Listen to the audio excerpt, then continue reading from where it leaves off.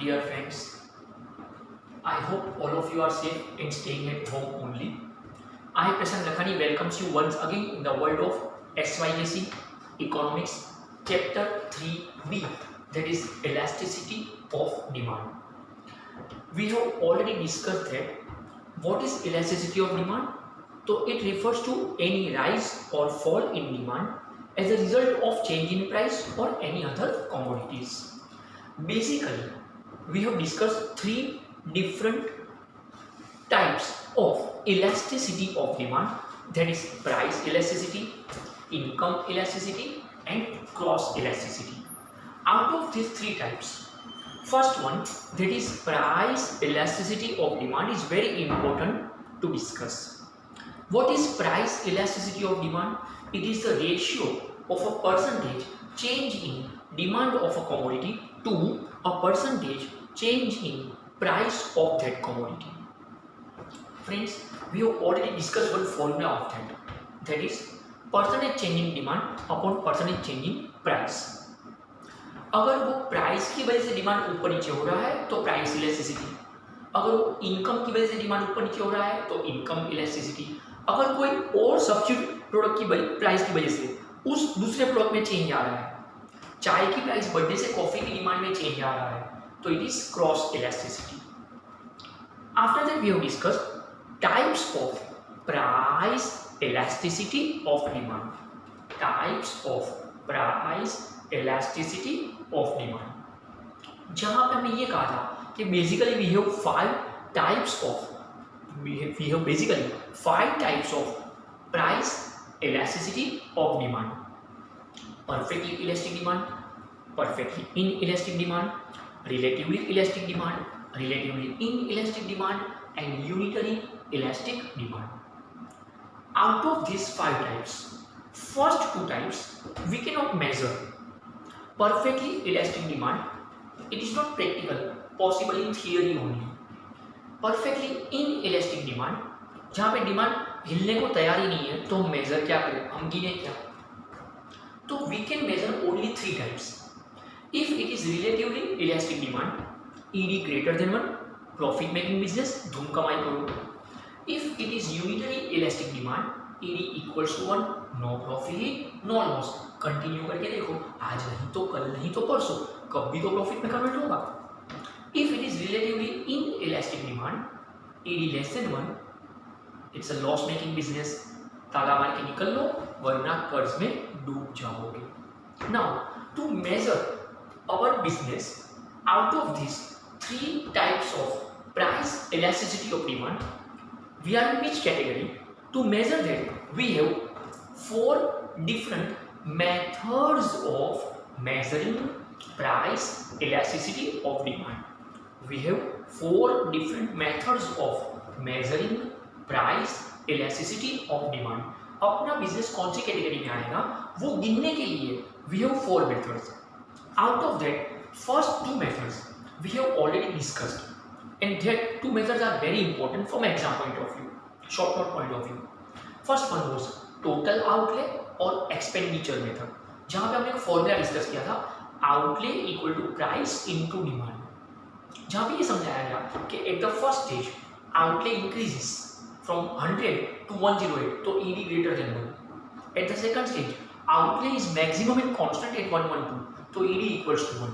Eight the third stage outlay decreases from 108 to 100, तो ED less than 1. Second one was point of geometric method, जहां पे हमने समझा था कि lower segment represents change in demand and upper segment represents change in price. So lower segment upon upper segment, BC upon B. Linear method and non linear method, जहां पे एक formula था कि if BC greater than B है तो ED greater than 1, if BC equals to B है तो ED equals to 1, if BC less than B है तो ED less than 1. And for non linear method we have to draw one tangent line जो curve को point B पे touch करके निकल जाए. तो one tangent line we have drawn to measure price elasticity of demand by using non-linear method for point or geometric method. तो first two methods we have already discussed, which are very important from exam point of view.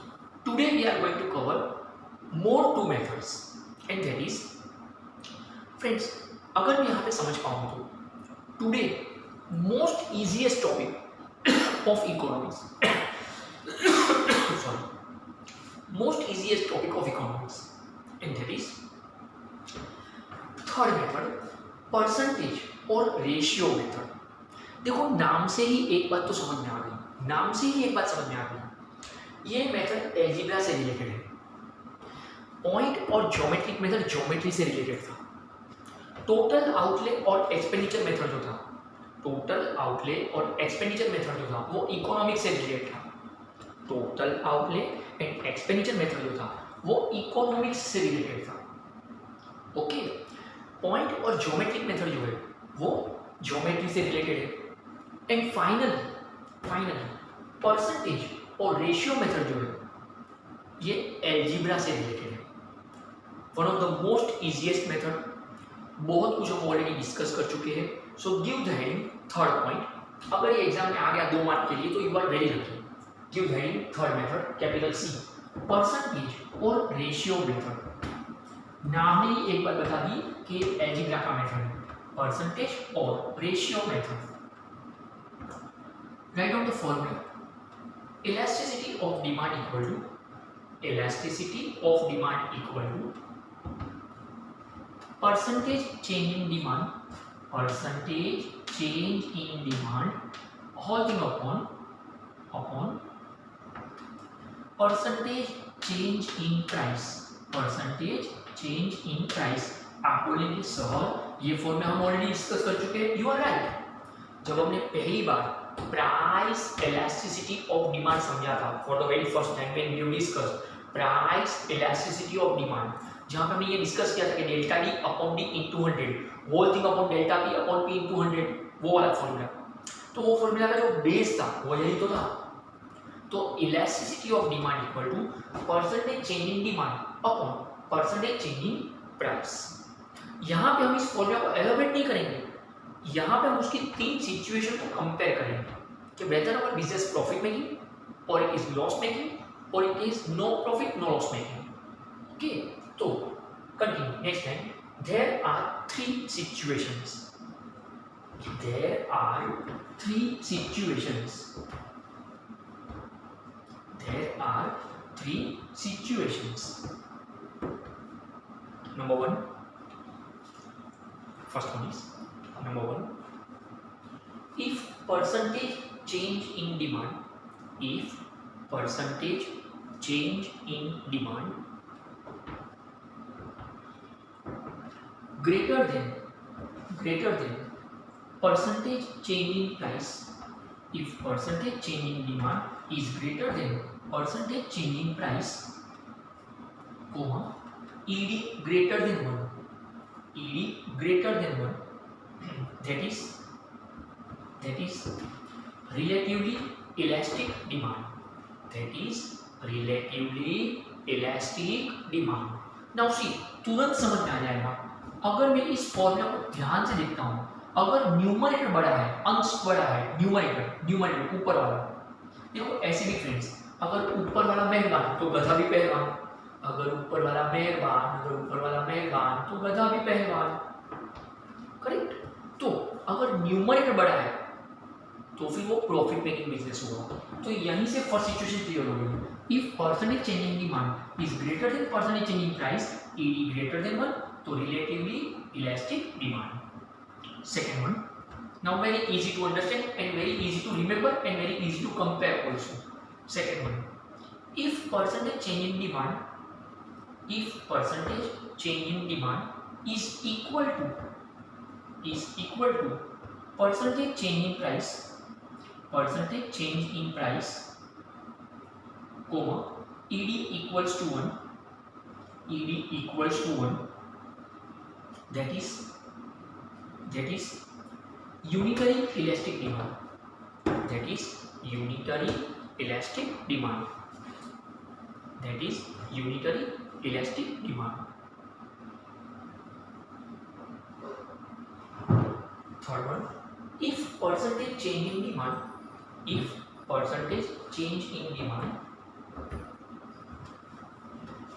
is less than, if percentage change in demand is less than percentage change in price. If percentage change in demand is less than percentage change in price, comma, ED less than 1, ED less than 1, that is ED less than 1, that is relatively inelastic demand, that is relatively inelastic demand, that is relatively inelastic demand.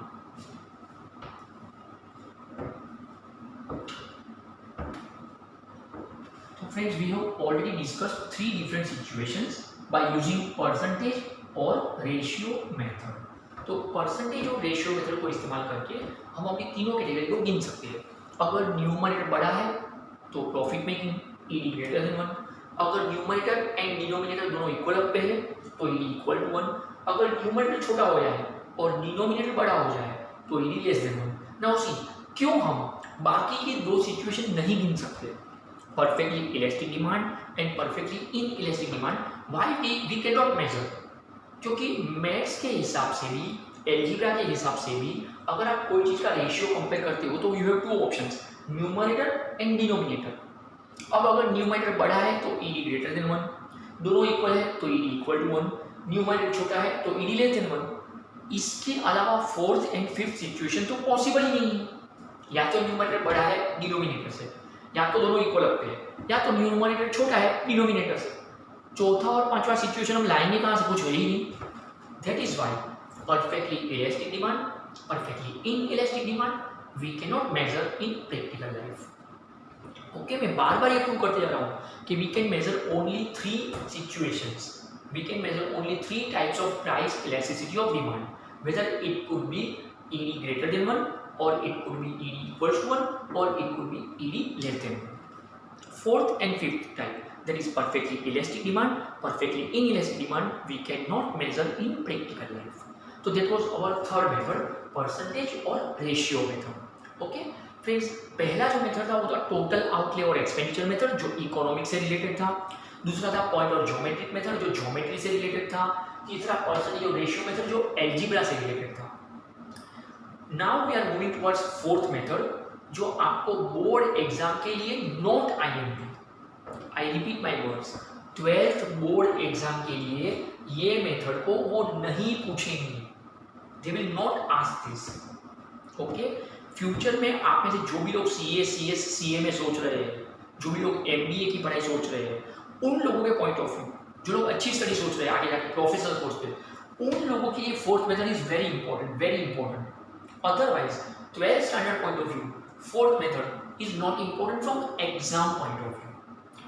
Practical life में ये method सबसे interesting है. Now just give me 5 minutes, just give me 5 minutes, उसके बाद मैं लिखने को time देता हूँ. फोर्थ मेथड का नाम है आर्क मेथड. सच बताऊँ तो ये एल्जीब्रा, ज्योमेट्री, इकोनॉमिक्स सबका कॉम्बिनेशन बन जाएगा. आई रिपीट माय वर्ड्स, ये एल्जीब्रा, ज्योमेट्री एंड इकोनॉमिक्स सबका कॉम्बिनेशन बन जाएगा. आर्क वर्ड का जो मतलब आपको समझाओ शायद 10th स्टैंडर्ड में, अगर आपने कभी गलती से ज्योमेट्री पढ़ा था कंस्ट्रक्शन, तो ज्योमेट्री में जब आप राउंडर लेके ऐसा कट मारते थे उसको आर्क बोलते थे. सर्कल का एक हिस्सा होता है दैट इज आर्क. ओके, तो यहाँ पे हमने क्या किया है, ज्योमेट्री की हेल्प लेकर ये आर्क ड्रॉ किया है, इसलिए ज्योमेट्री हुआ. प्राइस एंड डिमांड वर्ड्स है इसलिए ये एल्जीब्रा, इकोनॉमिक्स हुआ. और एक एल्जीब्रा का फॉर्मूला चुराया हुआ है, ये एल्जीब्रा का फॉर्मूला चुराया हुआ है. ओके, इसलिए ये मेथड जो है ना, ये एल्जीब्रा, ज्योमेट्री, इकोनॉमिक्स सबका कॉम्बिनेशन है. Practically it is more useful in business life. So damn easy diagram, change in demand is on X axis, change in price is on Y axis and D is the demand curve. तो यहाँ पे change in price आ गया, यहाँ पे change in demand आ गया. D1 original demand, D2 new demand, P1 original price, P2 new price, या फिर आप बोलो old price new price, old demand new demand. कोई भी बिजनेस में 3 साल पहले, 5 साल पहले का जो प्राइस था वो P1, जो अभी का प्राइस है वो P2. 3 साल या 5 साल पहले का जो डिमांड था वो D1, अभी का जो डिमांड है वो D2. और उसी को सीधा कंपेयर करना है ना। उसी हम यहाँ पे ये नहीं बोल रहे कि प्राइस बढ़ा के कम हुआ, हम ये नहीं बोल रहे कि डिमांड बढ़ा के कम हुआ, हम बोल रहे हैं कि प्राइस चेंज हुआ और डिमांड चेंज हुआ। तो पहले कुछ और प्राइस था वो P1 बना, अब कुछ और प्राइस है वो P2 बना। पहले कुछ और डिमांड था वो D1 बना, अब कुछ और डिमांड है वो D2 बना। वी आर नॉट सेइंग कि प्राइस फॉल्स डिमांड राइजेस, हम ऐसा कुछ भी नहीं बोल रहे, हम बोल रहे there is change in price and the effect is there is change in demand. तो बढ़ा या कम हुआ वो नहीं बोल रहे, हम बोल रहे हो चेंज हुआ है, बदल गया है। तो पुराना कुछ और था, नया कुछ और है। तो dam easy diagram, okay. P1 से P2 प्राइस चेंज हुआ, इफेक्ट ये हुआ कि D1 से D2 डिमांड चेंज हुआ, ठीक है। और इसलिए मैं यहाँ पे डाउनवर्ड अपवर्ड कुछ भी नहीं कवर कर रहा हूँ, कोई ऐसा मूवमेंट शो नहीं कर रहा हूँ कि डाउनवर्ड या upward, I am not showing that. Very easy formula, elasticity of demand equal to D1 minus D2 upon D1 plus D2। पुरानी डिमांड में से नए डिमांड को माइनस किया, अपॉन में पुरानी डिमांड में नया डिमांड को ऐड किया। एक तरीके से हमने डिमांड का एवरेज निकाला, divided by P1 minus P2 upon P1 plus P2। पुराने प्राइस में से नए प्राइस को माइनस किया, अपॉन पुराने प्राइस में नए प्राइस को ऐड किया। तो यहाँ पे हमने प्राइस का एवरेज निकाला इनडायरेक्टली। अब मैं आपको बताऊं कि ये फॉर्मूला हम लाए कहाँ से। If I am not mistaken, if you have remembered 9th standard algebra, ratio and proportion, उसमें एक टॉपिक होता था आपको कि जब आपके पास चार ऐसी चीजें होती है, if A upon B is equal to C upon D, तो आप कुछ ऐसा बता पाते थे A plus B upon A minus B is equal to C plus D upon C minus B, ऐसा कुछ आप दिखा देते थे। अगर आपको याद है तो आप इसको बोलते थे कॉम्पोनेंटो डिविडेंडो। कौन सा डंडो, किधर डंडो? Componendo dividendo. English medium, Marathi medium students, Hindi medium students, आप लोग इसको बोलते थे योग वियोग, ऊपर प्लस नीचे माइनस, योग वियोग, कॉम्पोनेंटो डिविडेंडो। लेकिन उस वक्त बीच में इक्वल टू साइन होता था, ओके। अगर मैं इस LHS को, लेफ्ट हैंड साइड को ये बाजू घुमा देता हूँ, और ये बाजू घुमा देता हूँ, ओके, तो इनटू करके आ जाएगा। तो ये जो चीजें है A plus B, A minus B upon दिया, तो ये ऊपर चले जाएगा, ऐसा हमने सीखा था, ओके। कभी 7th या 8th में रेसिप्रोकल करना, हमने यहाँ पे ये चीज डायरेक्टली दिखा दी है, तो D1 minus D2 upon D1 plus D2 divide by P1 minus P2 upon P1 plus P2। आपने 9th के अलजेब्रा में एक और चीज सीखी, अगर ऊपर माइनस का तो वो बनता है डिविडेंडो कॉम्पोनेंट, माइनस ऊपर प्लस नीचे, तो डिविडेंडो कॉम्पोनेंट योग, ओके। अब अगर यहाँ पे मुझे 3 सिचुएशन समझनी हो, लिखनी नहीं है, अगर समझनी हो तो, क्योंकि exam point of view important नहीं है, ये समझने के लिए वेरी इंपॉर्टेंट है। अगर मुझे यहाँ पे 3 सिचुएशन समझनी हो तो किसी भी बिजनेस में मैं old demand, new demand, old price, new price, ये फॉर्मूला डाल दूंगा। अगर इसका आंसर ग्रेटर देन 1 है तो ED greater than 1, profit making business. अगर इसका आंसर इक्वल टू 1 है तो ED equal to 1, no profit no loss. अगर इसका आंसर लेस देन 1 है तो ED लेस देन 1, तो लॉस मेकिंग बिजनेस। देखिए हम एग्जाम में ऐसा नहीं लिख पाएंगे profit making business, no profit no loss, ऐसा तो नहीं लिख पाएंगे। वो अपने समझने के लिए है, प्रैक्टिकल बिजनेस को समझने के लिए है, वो मार्क्स पॉइंट ऑफ व्यू नहीं था, किसी बुक में ऐसा नहीं लिखा है, ओके। वो प्रैक्टिकल चीज थी समझने के लिए। बुक में जो लिखा है वो मार्क्स ओरिएंटेड है। मैं साथ साथ में जो बोलते जा रहा हूँ ये practical life point of view भी होता है। तो लिखते हो तो सिर्फ यही फॉर्मूला लिखा है और इसमें 3 सिचुएशन होगी, राइट। अब मैं आपको बताऊँ कि प्रैक्टिकल लाइफ में ये मेथड ज़्यादा यूजफुल है। This method is practically more useful compare to all these 3 methods. Practically this method is more useful. क्यों? क्योंकि when we do not know exact changes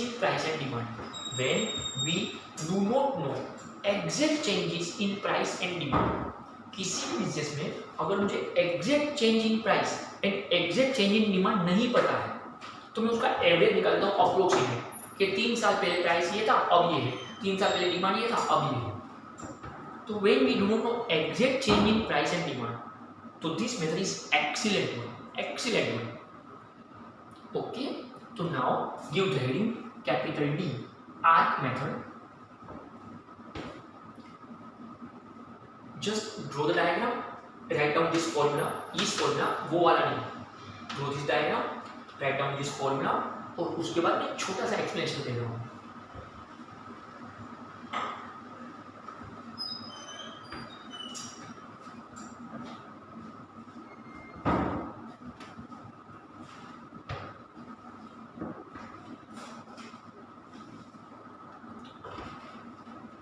So friends, now you just pause the video and draw the diagram and this formula write down.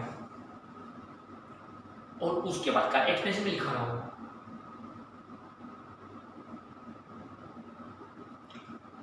Okay, so now let's start. Write down. In this method,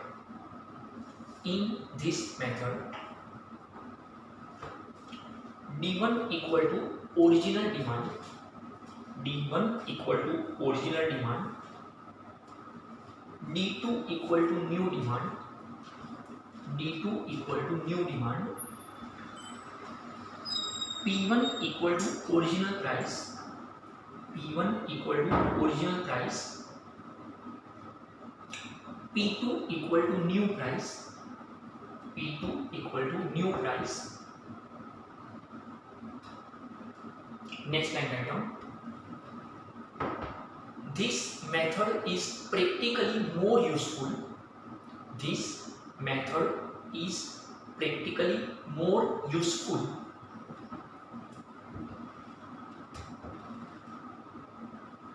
when we do not know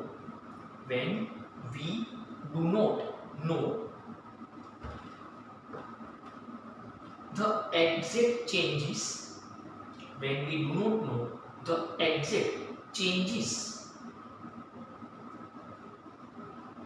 in price and demand, when we do not know the exact changes in price and demand, when we do not know the exact changes in price and demand. Full stop. तो friends यहाँ पे अपने चारों method discuss हो चुके हैं. Now to complete this chapter we have only one small short note remaining. Okay, that is importance of price elasticity of demand. Why we need these types of topic in our syllabus. बस तो एक answer बाकी रहेगा तो chapter 3 will be over. That's enough for this session. Please take care of yourself. Soon I approach you again. Thank you so much.